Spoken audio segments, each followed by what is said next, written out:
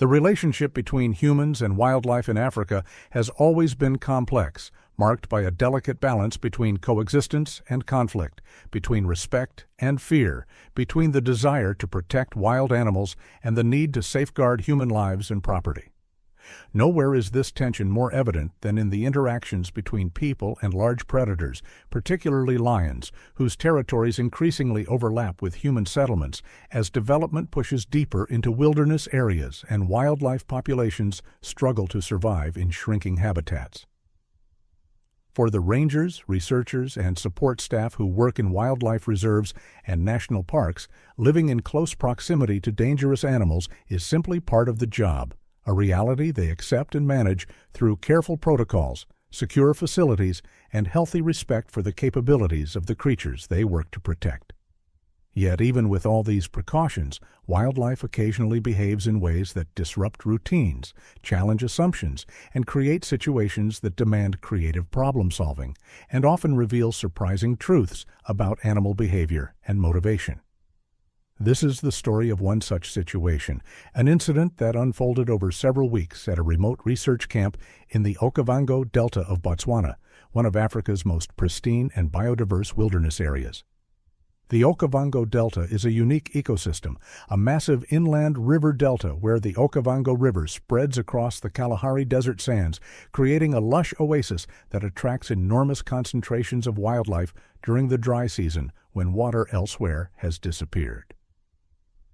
The region is home to elephants, hippos, crocodiles, hundreds of bird species, and a healthy population of lions that have adapted to the delta's unique conditions, developing behaviors not seen in lions from other regions, including a willingness to swim between islands and even to hunt in shallow water when pursuing prey.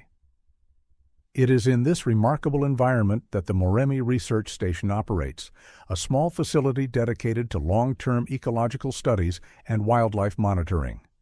The camp itself consisted of several simple structures, a main building housing the kitchen, dining area, and common workspace, 3 smaller cabins serving as sleeping quarters for staff and visiting researchers, and various storage sheds for equipment, supplies, and the precious provisions that had to be transported in from the nearest town over 100 kilometers away.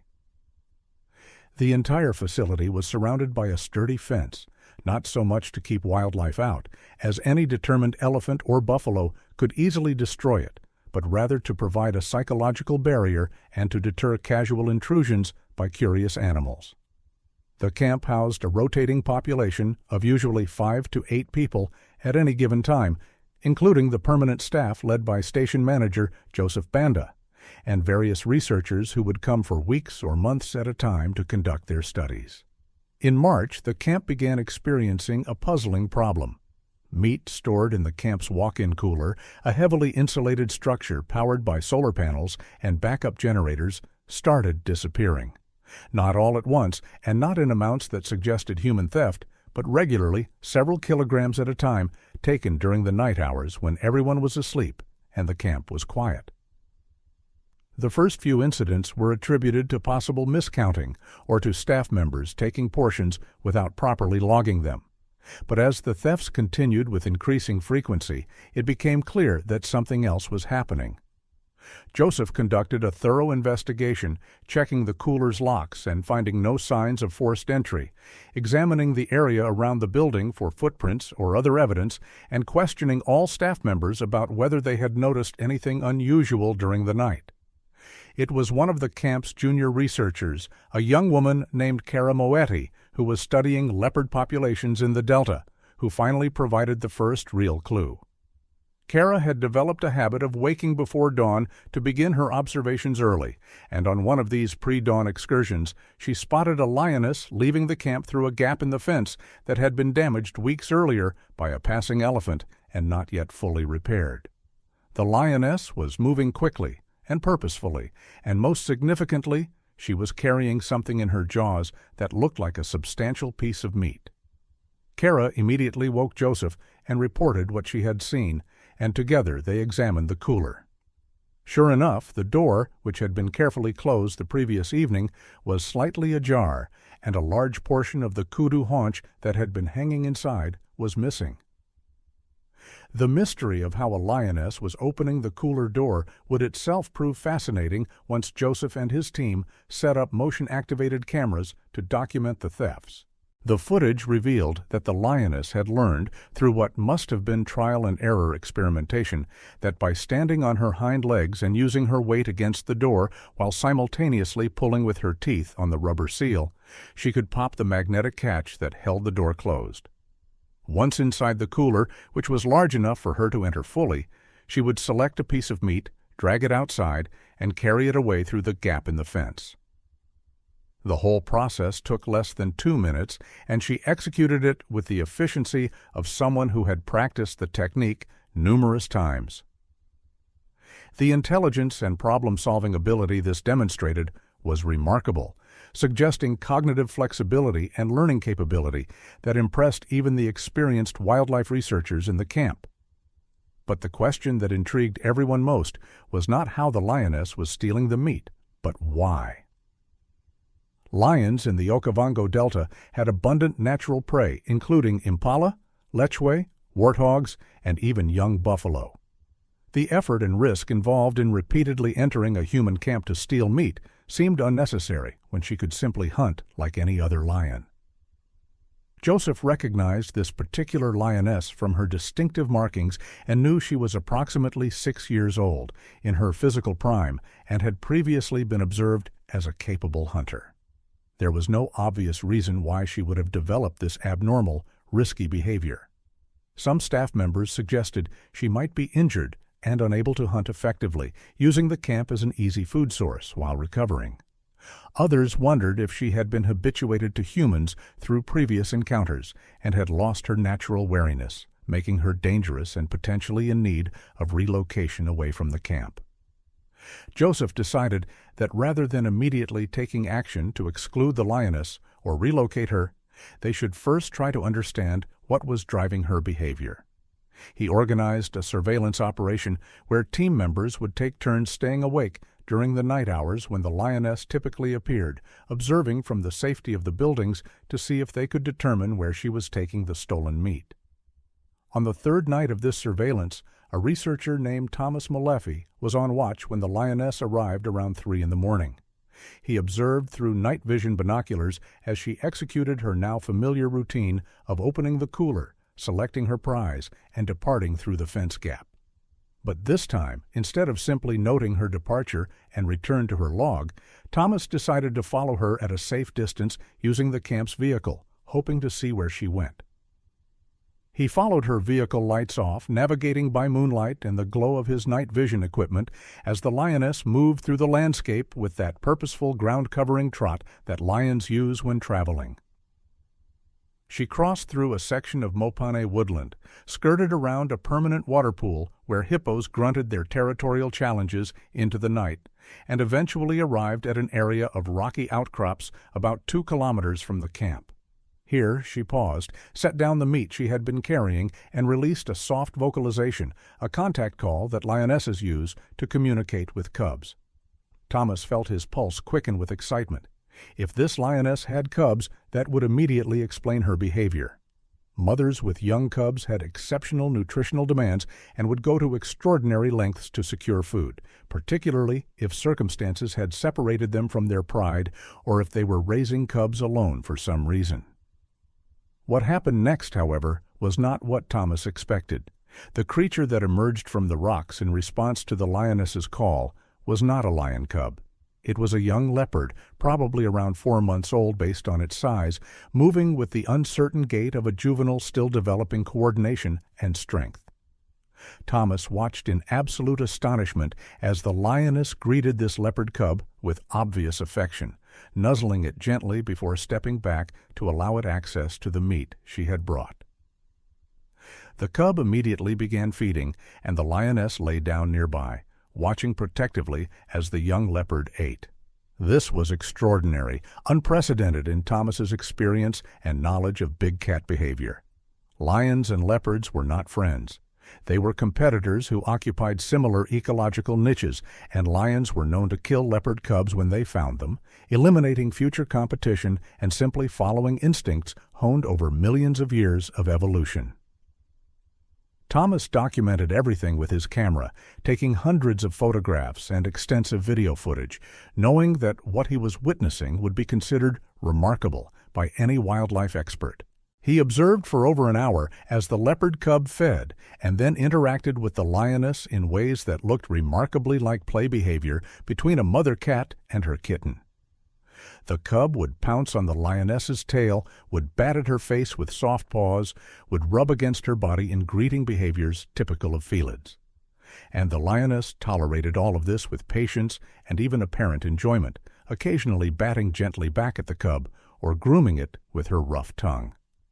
When the leopard cub finally seemed satisfied and sleepy, it climbed into a crevice among the rocks, and the lioness settled at the entrance, clearly assuming a guard position that would protect the youngster while it rested. Thomas returned to camp before dawn, his mind racing with questions and his camera full of evidence that he knew would spark intense discussion. When he showed the footage to Joseph and the rest of the team over breakfast, the reactions ranged from amazement to skepticism, with some team members initially suggesting that perhaps Thomas had misidentified the cub in the darkness, that it might have been an unusually small lion cub rather than a leopard. But the footage was clear and unmistakable. The rosette patterns on the cub's coat, the shape of its head and ears, the proportions of its body, all clearly identified it as a leopard rather than a lion. This lioness was actively caring for and feeding a leopard cub, behavior that defied everything they understood about interspecies relationships among competing predators. The team immediately began developing theories to explain what they were observing. The most prominent hypothesis centered on maternal hormones and misdirected parental behavior. If the lioness had recently lost cubs of her own, perhaps through infanticide by a new male taking over her pride, or through predation or disease, her body would still be flooded with hormones that drove maternal behaviors. In that hormonally altered state, she might be susceptible to adopting any young animal that triggered her parental instincts, even one that would normally be seen as prey or a competitor. This theory gained support when closer examination of the footage revealed that the lioness showed physical signs consistent with recent lactation, including slightly enlarged mammary glands, suggesting she had indeed recently had cubs of her own. But this theory, while plausible, didn't fully explain how the leopard cub had come into the lioness's care. Leopard mothers are extraordinarily protective of their cubs and typically hide them in secure locations, moving them frequently to prevent discovery by predators. For this cub to have ended up with the lioness suggested some tragic circumstance had befallen its mother, leaving it vulnerable and alone. Joseph organized a search of the area where Thomas had observed the lioness and cub, looking for any evidence that might explain the leopard cub's origins. What they found was sobering. About half a kilometer from the rocky outcrop, they discovered the remains of an adult female leopard, killed approximately 2 weeks earlier, based on the condition of the scattered bones and hide that remained after scavengers had finished with the carcass. The death appeared to have resulted from a territorial dispute with another leopard, as the pattern of injuries visible on the remains suggested a violent confrontation rather than predation by lions or other species. The researchers theorized that this had likely been the cub's mother, and that after her death, the orphaned youngster had been left alone, crying for food and attention, vulnerable and facing almost certain death from starvation or predation.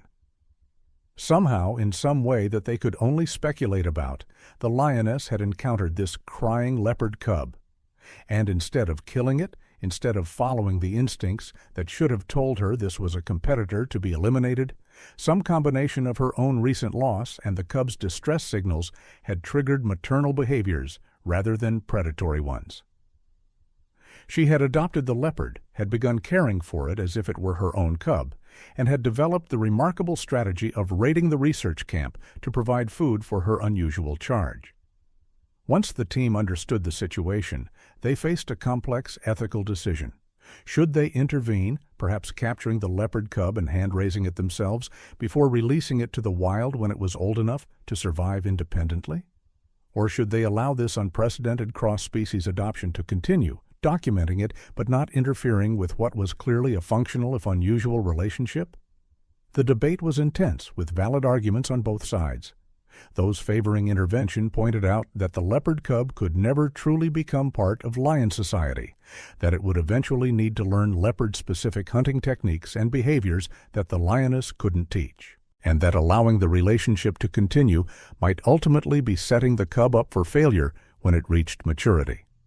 Those arguing for non-intervention countered that the lioness was providing care that was keeping the cub alive, that removing it from her care might cause significant distress to both animals, and that they had no way of knowing whether hand-raising would actually produce better outcomes than allowing the natural, if unusual, fostering relationship to continue. Joseph, as station manager, made the final call. They would monitor the situation closely, but would not intervene unless the cub appeared to be suffering or the lioness's behavior became dangerous to camp operations or to herself. They would document everything meticulously, creating a comprehensive record of this cross-species relationship that could contribute to scientific understanding of maternal behavior, cognitive flexibility in predators, and the conditions under which normal behavioral patterns could be overridden. But they would respect the autonomy of the animals involved and recognize that nature sometimes produced outcomes that humans couldn't predict or fully control. The decision was not made lightly, and Joseph knew it would be controversial if the story became public, but he felt it was the most ethical course given the uncertainty about what intervention would actually achieve. Over the following weeks, the camp staff developed a new routine. Rather than trying to prevent the lioness's raids, which had proven impossible anyway, and which might have led to confrontation or injury, they began deliberately leaving meat out for her in a secure container that she could access without entering the cooler. This reduced the disruption to camp operations while still allowing her to feed the leopard cub. In return, the research team gained unprecedented opportunity to observe and document the relationship between the two cats. Kara, whose leopard research made her particularly interested in this situation, took primary responsibility for systematic observation, spending hours each day at the rocky outcrop where the pair had established their den site, recording every interaction and behavioral detail. What emerged from this intensive observation was a portrait of a relationship that, while certainly unusual, functioned remarkably well. The lioness provided protection, food, and physical comfort to the leopard cub. She would groom it extensively, play with it in ways that helped develop its coordination and hunting-related skills, and would defend it aggressively from any potential threats. Kara documented an incident where a clan of hyenas approached the den site, drawn by the scent of cached meat, and the lioness drove them off with such ferocity that they didn't return. The leopard cub, for its part, showed clear attachment to the lioness, following her when she moved around their territory, sleeping curled against her body and showing distress through vocalizations when separated from her for any significant period. But Kara also noted behaviors that suggested the leopard cub was developing its own species-specific traits despite being raised by a lion. It showed strong climbing instincts, ascending into trees at every opportunity, something the lioness couldn't follow and didn't seem to understand, but tolerated without interference. Its play behaviors, while directed toward the lioness, had a quality distinctly different from lion-cub play, incorporating more stalking and pouncing patterns typical of leopards' more solitary hunting style. And as it grew larger and more independent, it began spending time away from the lioness, exploring on its own, again something the lioness accepted with what appeared to be equanimity. These observations suggested that genetic programming was asserting itself despite the unusual rearing circumstances, that the cub was developing as a leopard even while being cared for by a lion. The scientific papers that eventually emerged from this observation period documented one of the most detailed accounts of cross-species fostering between competing predator species ever recorded. Kara and her colleagues analyzed the behavior from multiple theoretical frameworks, discussing the roles of hormones, individual personality variation, cognitive flexibility, and the specific ecological circumstances that might have permitted this relationship to develop and persist. They noted that the lioness's solitary status was probably crucial, as a lioness integrated into a normal pride would never have been able to maintain her adoption of the leopard cub. Other pride members would almost certainly have killed the youngster, either deliberately or accidentally, during rough play not calibrated for the smaller cat's fragile body. But as a solitary female, operating outside normal lion social structures, the lioness had the freedom to form this unconventional bond. The relationship continued for approximately 3 months before the natural trajectory of leopard development began to assert itself more strongly. As the cub approached 7 months of age, it spent increasing amounts of time away from the lioness, its independent nature becoming more pronounced. The lioness's attempts to provision it decreased correspondingly, as if she recognized that the youngster needed to begin developing its own hunting skills. Eventually, the separation became essentially complete, with the young leopard establishing its own territory in the Rocky Hills, while the lioness returned to more typical lion behaviors and eventually, according to later reports, rejoined a pride in the region.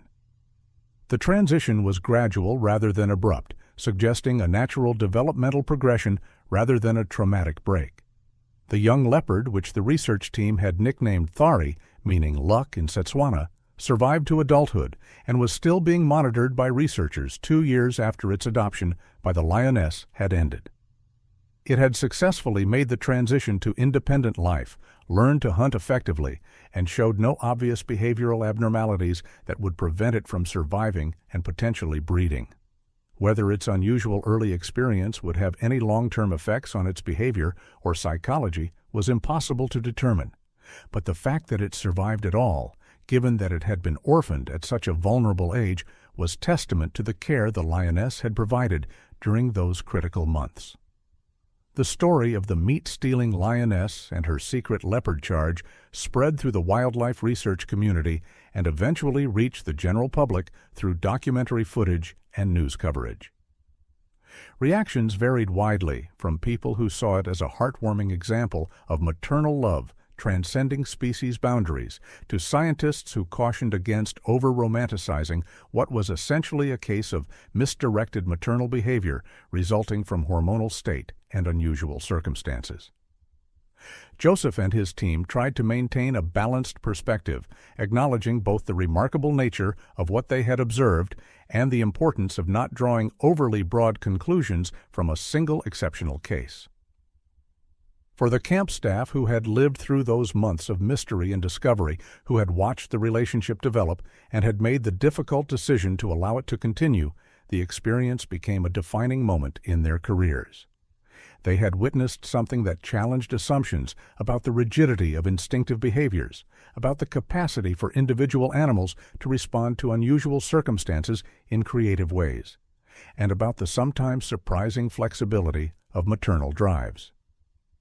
Joseph would later reflect that the incident taught him important lessons about the value of observation before action, about the danger of assuming we fully understand animal behavior, and about the importance of remaining open to possibilities that don't fit neatly into existing categories or expectations.